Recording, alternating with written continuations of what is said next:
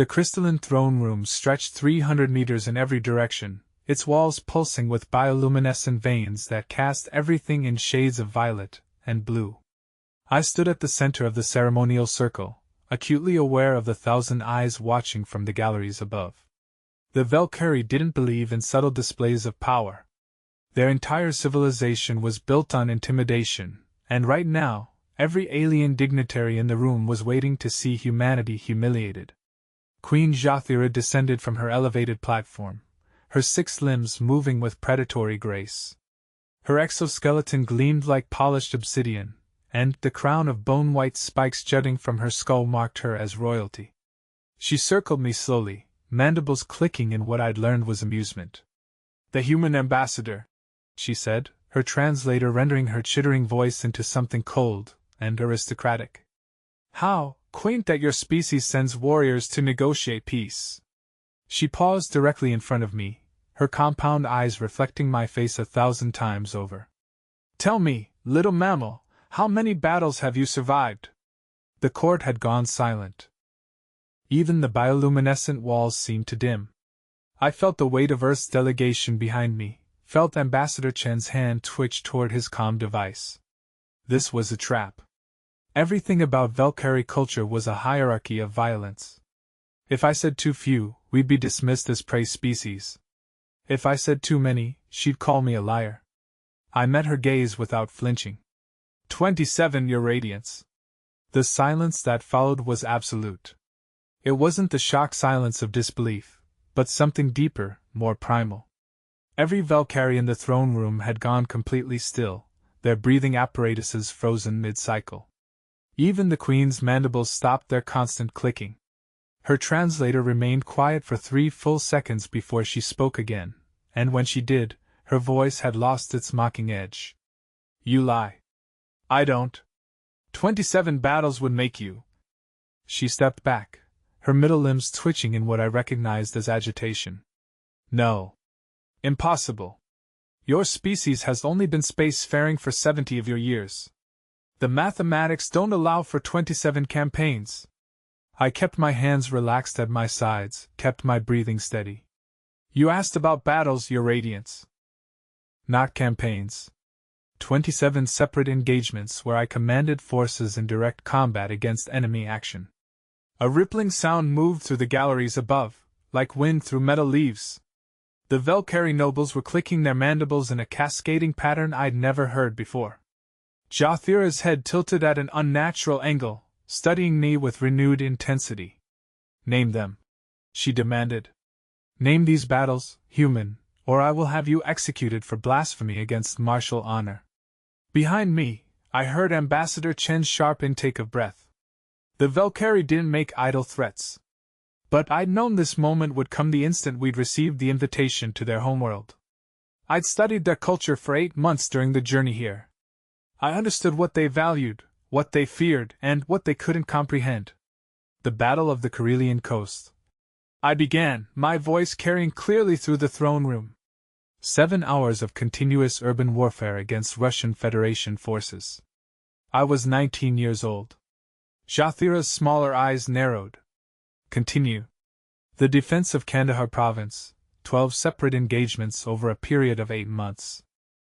The raid on the chemical weapons facility in Syria, 3 hours of close-quarters combat in underground tunnels. The stop. The Queen raised one lone limb. "You speak of battles against your own kind." "Yes. Before you reached the stars, your species was at war with itself?"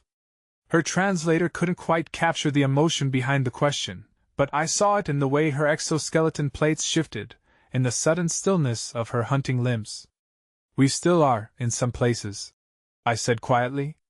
"We came to the stars not as a unified species, Your Radiance, but as nations, tribes, and factions that learned to cooperate out of necessity. Many of us who serve in the diplomatic corps or in off-world security came from Earth's militaries.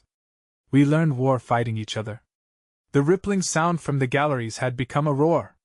Valkyrie nobles were standing now, their mandibles clicking in chaotic patterns. Jathira held up all 6 limbs and the noise ceased instantly. "You fought 27 battles," she said slowly. Against enemies who used the same weapons, spoke languages you could understand, and shared your biology? She leaned forward, and for the first time, I saw something in her alien features that might have been respect. And you survived? I did. Why? The question caught me off guard. Your radiance? Why did you survive when others didn't? Why are you here, in my court, instead of dead in one of these 27 battles? Her voice had taken on an intensity that made the translator crackle. What makes you different? I thought about the men and women I'd served with, the ones who didn't make it home. I thought about the scars on my body and the ones no one could see. I thought about all the ways I'd been lucky and all the ways I hadn't. I learned, I said finally. The Queen's throne room remained suspended in that crystalline silence, and I realized I'd crossed some invisible threshold. The Valkyrie didn't just respect strength. They revered adaptation, survival against impossible odds. Their entire evolutionary history was written in the fossil record of their homeworld, a planet where 98% of species went extinct before reaching sapience. Jathira slowly lowered herself until her eyes were level with mine, a gesture I'd never seen her make to anyone. Elaborate, human. And choose your words with great care. The court is watching. I could feel the weight of alien attention pressing down like a physical force. Above us, nobles leaned over the gallery railings, their breathing spiracles fluttering. The Queen's personal guard, massive Valkyrie warriors in ceremonial armor, had shifted their stance. Not threatening, but alert in a new way. In my first battle, I was a private, I began. The lowest rank. I followed orders, stayed with my unit, and survived because veterans pulled me behind cover when I froze under fire. I learned that survival means listening to those who've survived before you. One of the Queen's advisors, a scarred old Valkyrie named Kreshtor, clicked his mandibles sharply. A lesson any hatchling learns. True, I acknowledged. But humans don't hatch knowing our predators. We're not born with armor or venomous stingers or enhanced reflexes. We have to learn everything, and we have to learn it fast, because we're not the strongest species in our own world. Continue, Jathira commanded. My third and fourth battles taught me that plans fail. The enemy doesn't cooperate with your strategy. Equipment malfunctions. Intelligence is wrong. The only thing you can count on is chaos, so I learned to adapt in real time, to make decisions with incomplete information. I paused, remembering the acrid smell of smoke, the weight of a rifle that seemed to grow heavier with each passing hour. By my 8th battle, I was a sergeant. I'd learned that keeping my soldiers alive mattered more than glory. Weakness, spat one of the nobles from above. Strength, I countered, looking up at the gallery.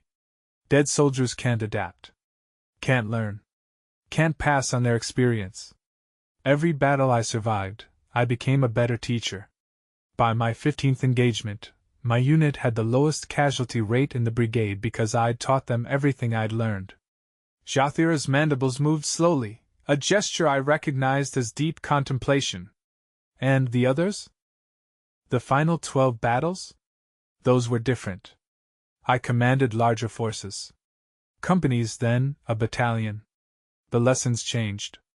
It wasn't just about personal survival anymore, or even keeping my immediate unit alive.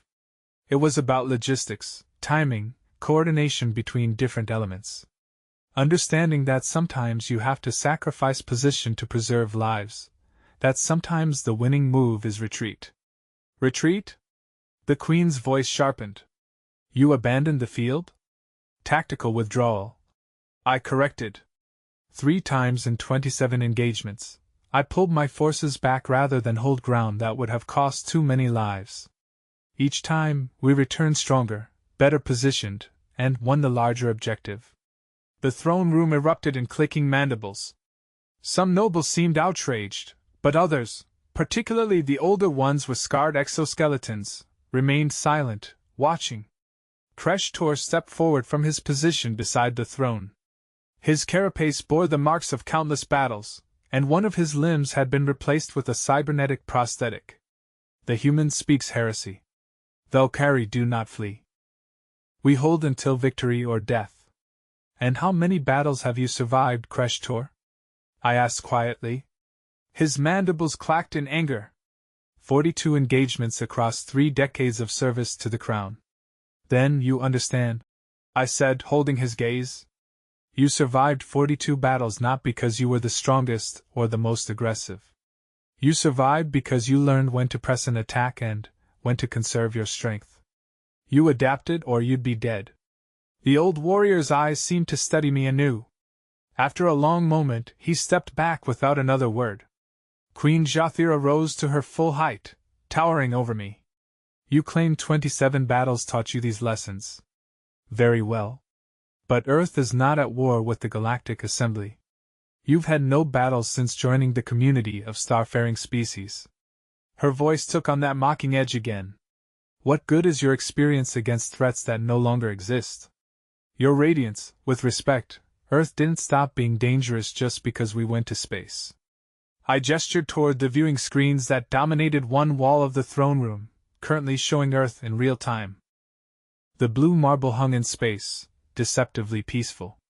Last year, there were armed conflicts in 7 regions of my planet. 3 of them required UN intervention.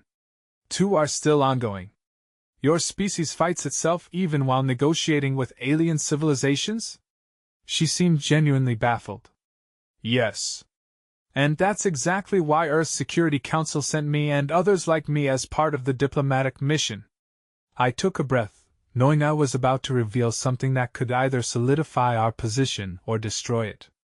Your Radiance, the Valkyrie respect martial prowess. You've built your civilization on the principle that those who've survived combat understand reality better than those who haven't. You're right to do so. Empty flattery, Kreshtor muttered. It's not flattery. It's observation. I turned to address the entire court. But here's what you don't understand about humanity. We didn't have the luxury of facing one enemy, one type of warfare, one threat. We've fought in deserts and jungles, in cities and mountains, in oceans and in space. We've fought with spears and drones, with poison gas and nuclear weapons. We've fought conventional wars and insurgencies, counterterrorism operations and peacekeeping missions. Every human soldier who's seen combat has faced a different kind of battle, learned different lessons, adapted to different threats. I locked eyes with the Queen again. You asked what makes me different, what made me survive 27 battles. The answer is simple. I learned from all of them. Every engagement taught me something new because each one was different. And when we reached the stars, I didn't stop learning. I studied your species, the Talkesh, the Vorin Collective, every civilization in the Assembly. I learned your tactics, your strategies, your cultural approaches to conflict. Because that's what humans do, your Radiance. We adapt. We learn. We survive. The silence that followed was different from before. It wasn't shock or disbelief. It was calculation. Queen Jathira descended from her throne once more, but this time she didn't circle me like prey. She stood at her full height, and when she spoke, her translator rendered her words with something approaching solemnity. Human ambassador, you have claimed 27 battles. By Valkyrie law and tradition, only those who have survived 10 or more engagements may speak in formal court proceedings. You have tripled that threshold. She paused, and I realized with a start that every Valkyrie in the room had shifted their posture. You will be granted full speaking privileges. Your words will carry the weight of proven martial experience. Ambassador Chen's hand landed on my shoulder, squeezing once in a gesture of profound relief. But Jathira wasn't finished. However, she continued, and the temperature in the room seemed to drop. Valkyrie tradition also demands that such claims be verified. You will demonstrate your knowledge. You will face our battle masters in the arena of lessons and prove that your experience is genuine. The arena of lessons wasn't what I expected. I braced myself for some kind of gladiatorial combat, a physical test where I'd be hopelessly outmatched against the Valkyrie's natural advantages in strength and speed. Instead, I found myself in a circular chamber dominated by a massive holographic display system, surrounded by 6 battle masters seated at elevated stations. Kreshtor stood at the center, his cybernetic limb gleaming under the arena's harsh lighting. Human, you claim that each of your battles taught you different lessons. We will test that claim. He gestured to the holographic display, and suddenly, I was looking at a three-dimensional battlefield. Your first scenario. You command a company-sized element defending a critical supply route. Enemy forces outnumber you 3-1 and have superior firepower. How do you proceed? I studied the terrain, the force composition, the time of day. My mind slipped into a familiar pattern, one worn smooth by countless hours in tactical operations centers and field command posts. I don't defend the route, I said after a moment. I defend key choke points along the route and establish a mobile reserve. The enemy has superior numbers and firepower, which means a static defense will be overrun. Instead, I create multiple defensive positions in depth, each one positioned to slow the enemy advance and channel them into kill zones. When they commit to attacking one position, my mobile reserve hits their flank or their supply line. One of the battle masters, a younger Valkyrie with pristine armor, clicked his mandibles in derision. Cowardice. You yield ground without fighting. I yield ground they can't use. I corrected. Look at the scenario parameters. This is a supply route, which means they need to move material along it, not just control the territory. Every hour I delay them costs them resources. Every position they have to assault costs them casualties. And my mobile reserve means they can never commit their full force to a single attack because I might hit them from an unexpected direction. Kreshtor's eyes studied the holographic battlefield, then me. You learned this lesson in which of your battles? Battles 8-12. Counterinsurgency operations in Afghanistan. The enemy used the same tactics: hit and move, never allow us to bring our full firepower to bear. I studied their approach, adapted it for conventional warfare. Scenario 2. The hologram shifted, showing a dense urban environment. Your forces are ambushed in a city. Heavy casualties. Communication is disrupted. How do you regain control? I felt sweat beading on my forehead despite the arena's cool temperature. This one was personal, a scenario I'd lived through. First, stop the bleeding. Establish casualty collection points in defensible positions. Second, use runners if communications are down. Never assume you can't coordinate just because radio is compromised. Third, identify enemy positions through fire and movement. Small teams, leapfrogging, using suppressive fire to locate enemy positions without committing to a full assault. And then, pressed another battle master. Then I adapt based on the enemy's response. If they're trying to pin us down for a larger force to arrive, I push through their cordon at the weakest point and break contact. If they're attempting to eliminate us before help arrives, I consolidate my force and defend in depth until relief shows up.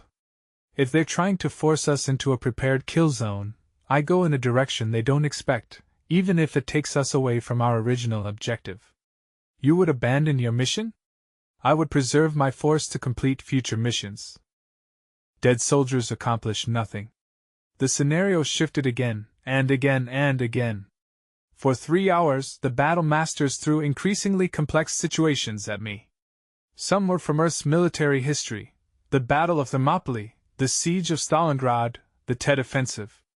Others were from Valkyrie campaigns, alien tactics on worlds I'd never visited.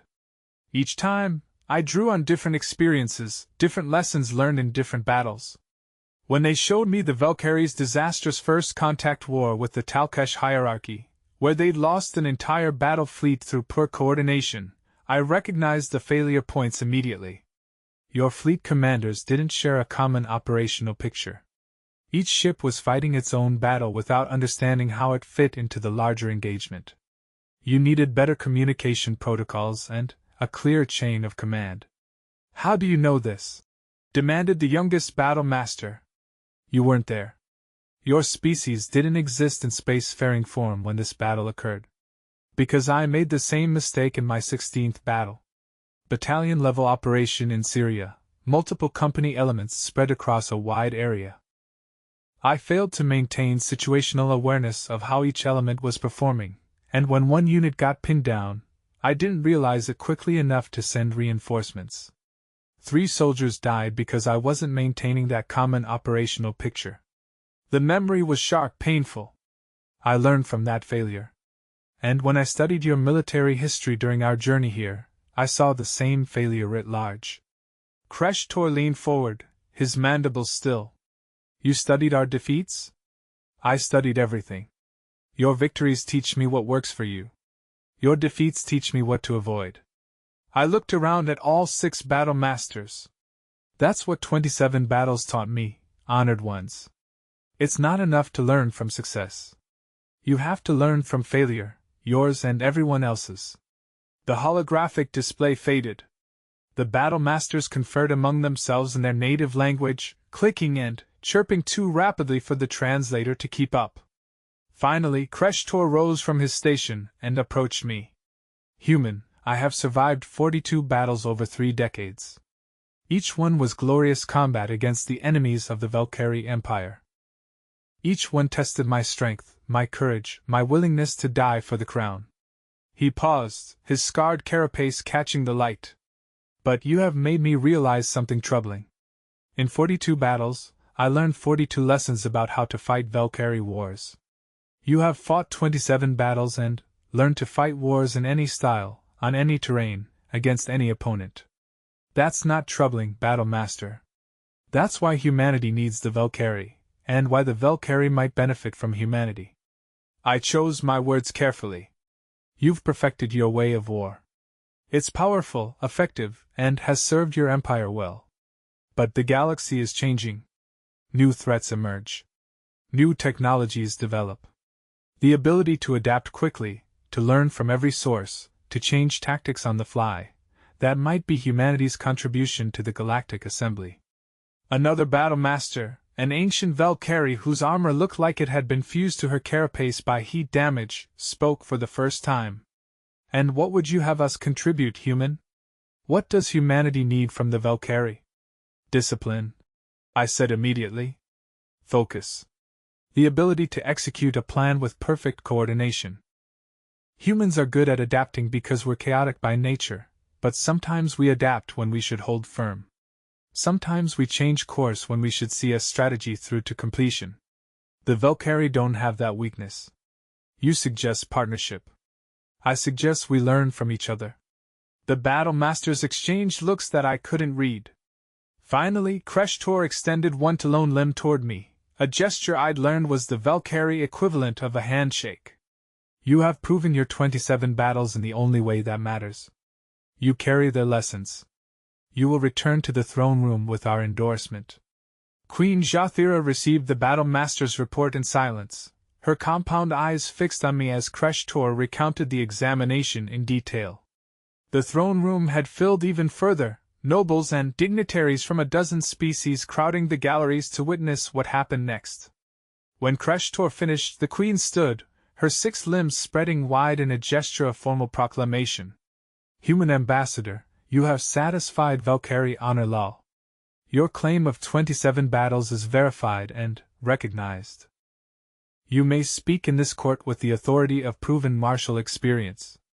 Ambassador Chen stepped forward, his diplomatic instincts finally seeing an opening. Your Radiance, we're grateful for this recognition.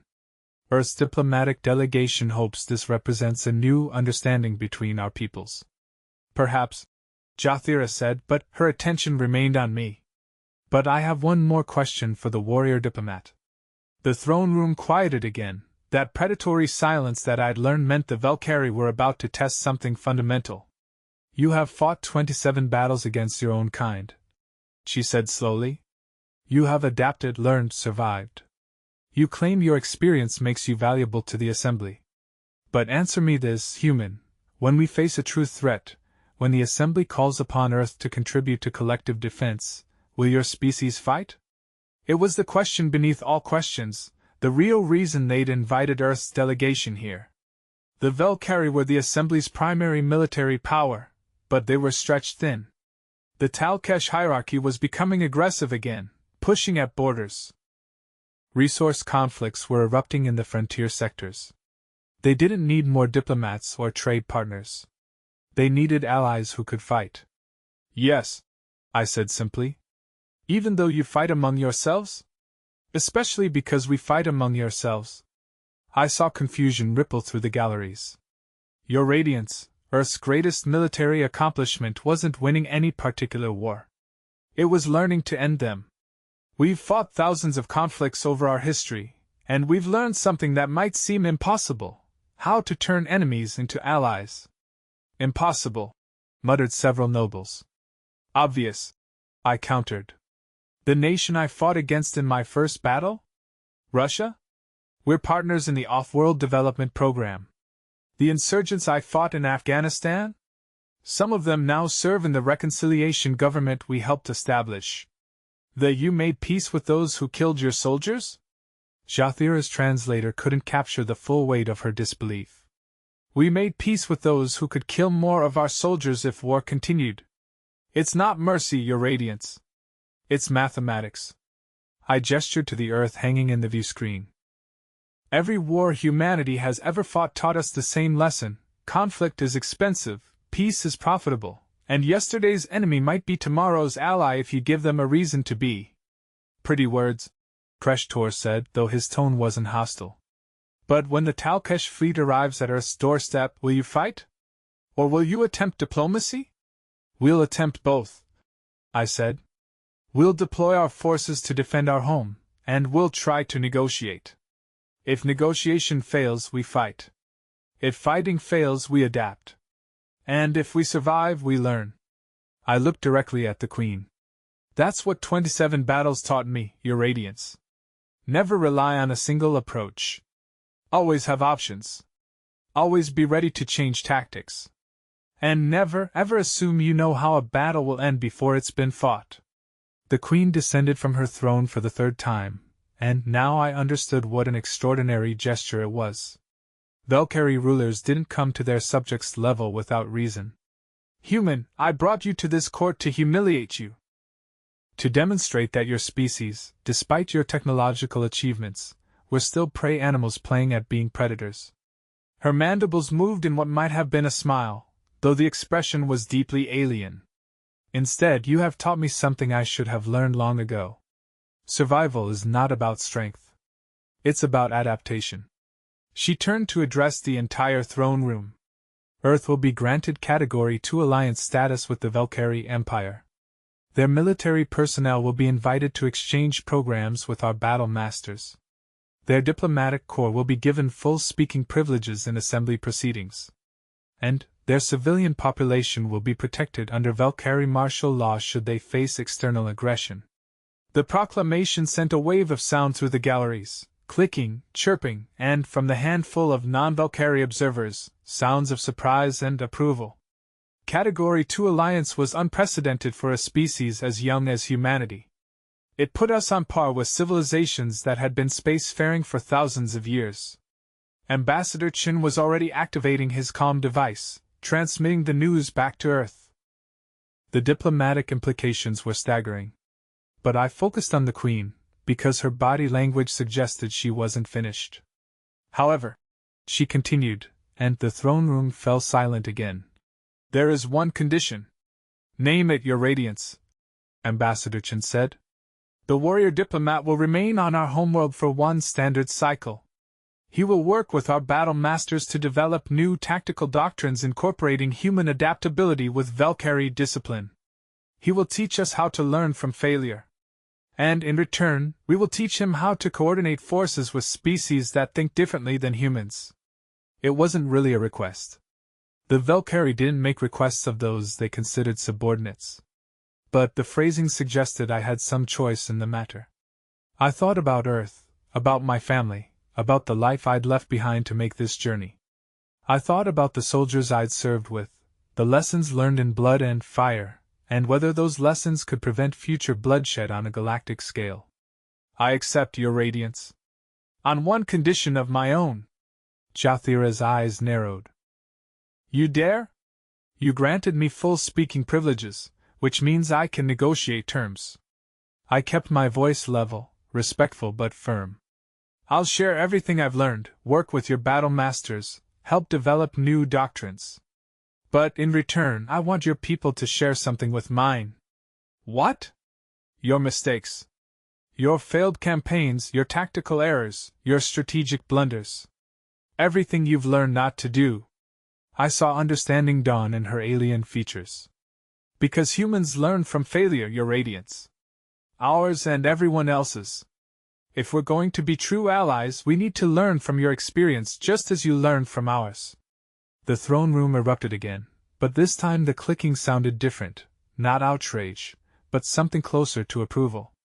Kresh-Tor's mandibles moved in what I was learning to recognize as laughter. Queen Jathira extended all 6 limbs in a gesture of formal agreement. Done. The archive of lessons will be open to you. All of it. Our glories and our shames. She paused, her translator carrying a note of grim amusement. But be warned, human. We have fought wars for 3,000 of your years. We have made mistakes that cost billions of lives. Are you prepared to learn from that much failure? I thought about the 27 battles that had brought me here, the men and women who hadn't survived, the mistakes I'd made and the lessons I'd learned. I thought about the wars humanity had fought and the ones we'd managed to avoid. I thought about the future, about threats not yet revealed and alliances not yet forged. Yes, I said. That's exactly why I'm here. The Queen's mandibles clicked once, sharply. Then, let us begin. As the court dissolved into diplomatic bustle, as Ambassador Chin coordinated with Velcari officials and alien observers crowded forward to introduce themselves, I stood at the center of the ceremonial circle and realized something profound. I'd come here expecting to represent humanity, to advocate for my species in the face of alien skepticism. Instead, I'd become something else, a bridge between 2 different philosophies of survival. The Velcari had survived through strength and discipline, through perfecting their way of war until it became an art form. Humanity had survived through chaos and adaptation, through learning every possible way to fight and when to stop fighting. Neither approach was superior. Both were necessary. Kresh-Tor approached me as the formal proceedings ended, his cybernetic limb whirring softly. Your 27 battles, human. They made you who you are. But now you begin a new battle, one without weapons or armies. His eyes studied me with something that might have been respect. Teaching the Velcari to adapt, to change, to learn from failure, that will be harder than any combat you've survived. Probably, I agreed. But that's how you know it's worth doing. Spoken like someone who's learned from experience. He extended his limb again, and this time I clasped it firmly. Welcome to the Velcari Empire, Battle Master Reynolds. Try not to die on us. We have much to learn. Same to you, Kresh-Tor. I looked around the throne room, at the impossible architecture and the alien nobles and the future unfolding in real time. Same to you. Later, as I stood in my assigned quarters overlooking the Velcari capital, watching the triple sunset paint the sky in colors Earth had never seen, I composed a message home. To my family, to my former unit, to everyone who'd fought beside me in those 27 battles. Made contact with the Velcari Empire. I wrote. Negotiations successful. Alliance established. We'll be staying here for a year to complete exchange program. Tell everyone their lessons, their sacrifices, their experience. It mattered. It all mattered. We're not alone out here anymore, and the battles we fought taught us how to stand with allies we never imagined possible. Mission accomplished. More to follow. I sent the message and watched it launch into the cosmos, a tiny packet of data carrying the weight of hope across the stars. Outside, the Velcari capital hummed with life, millions of alien beings pursuing their purposes in a civilization older than human writing.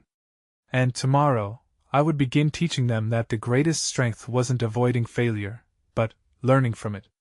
27 battles had brought me here. The 20th battle, for understanding, for peace, for a future neither species could build alone, was just beginning. And this time, the enemy wasn't each other.